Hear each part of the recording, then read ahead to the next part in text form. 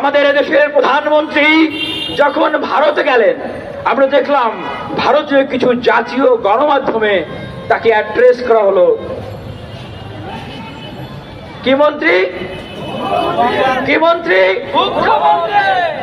ওই হয় না যে কারো মেয়েকে কারো ছেলের সাথে বিয়ে দিবে, তো বাসায় গেলে আগেই বলে কি বলে?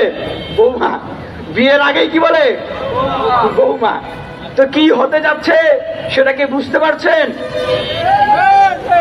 আমরা কারো বৌমা হতে চাই না। সংগ্রামী উপস্থিতি,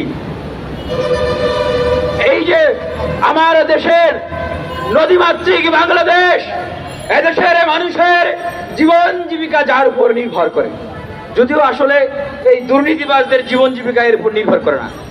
এদেশের ৯৭% দুঃখী দরিদ্র মানুষের জীবন জীবিকা যেই নদীর উপর নির্ভর করে, তাদের কৃষি যেই পানির উপর নির্ভর করে, সেই উত্তরবঙ্গের তিস্তা নদী ২০১১ সালের চুক্তি হলেও সেটি বাস্তবায়ন হয় না।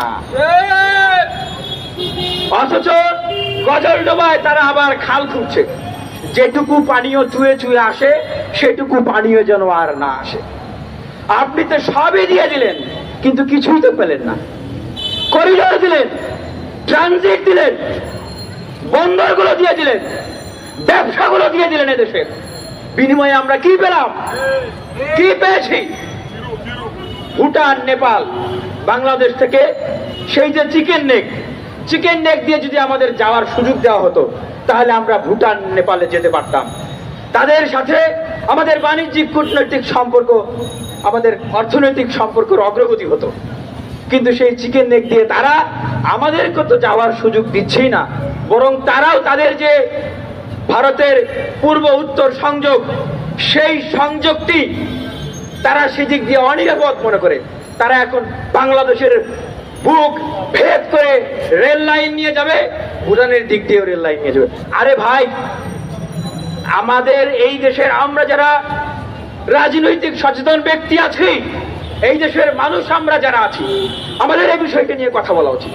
যেখানে ভারত তার নিজের ভূমি শিলিগুড়ি যে করিডোর, সেটি দিয়ে তারা পূর্ব থেকে উত্তরে যাচ্ছে না, তারা ভাবছে তাদের নিরাপত্তার সংকট, নিজেদের ভূখণ্ডের উপর দিয়ে যেতে ভয় পাচ্ছে।